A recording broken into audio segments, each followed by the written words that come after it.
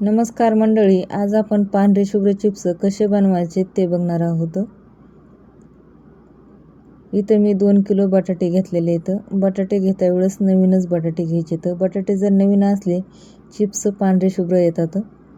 बटाटे स्वच्छ धुवून घेतले आहेत. आता याच्यावरची साल काढून घ्यायची. सगळ्या बटाट्याची साल काढून घ्यायची.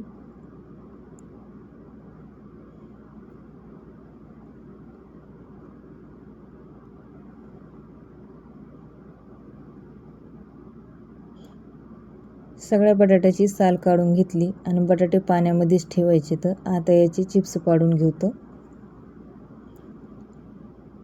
चिप्स पाडता वेळेस पाण्यातच पडू द्यायचे. तर चिप्स जर पाण्यात पडले तर कलर लाल होत नाही चिप्सचं आणि याच्यामधले टार्च निघून जातं.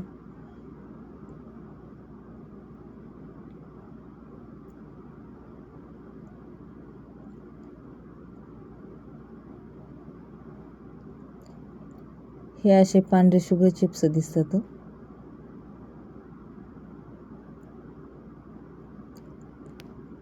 याच्यामध्ये तुरटी फिरून घ्यायची.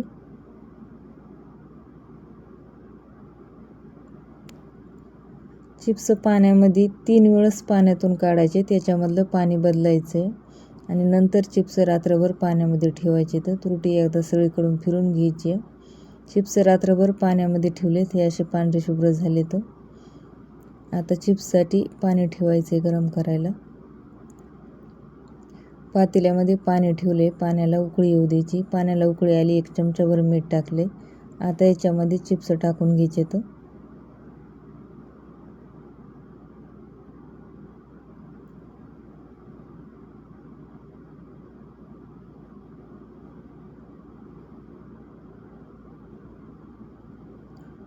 चिप्स पाण्यामध्ये टाकले की सगळीकडून एकदा झाऱ्या फिरून घ्यायचं आहे. मीठ व्यवस्थित लागतं.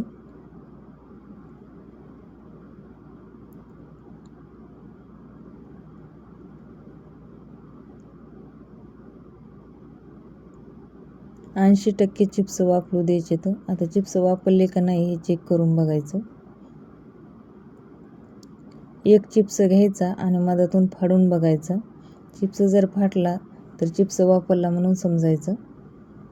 चिप्स वापरले तर आता पाण्याच्या बाहेर काढून घ्यायचे. इथे मी जाळीचा झाऱ्या आणि एक स्टीलची चाळणी घेतलेली आहे.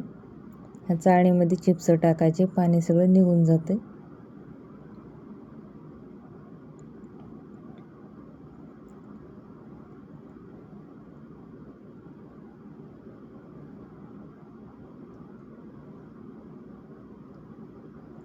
चिप्स घरामध्येच वाळू टाकायला लागलेली आहे मी.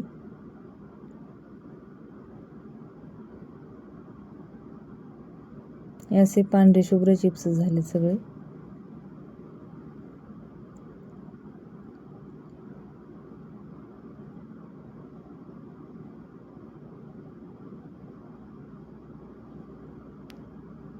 सगळे चिप्स वाळू टाकायचे झाले. आता हे वाळून असे झाले. तर 2 किलोचे चिप्स इथे आता तळून बघायचे. हे असे फुललेत आणि पांढरे शिपट झालेत. कशी वाटली रेसिपी कमेंटमध्ये नक्की सांगा. पुन्हा भेटू असेच एका रेसिपीमध्ये. तोपर्यंत धन्यवाद.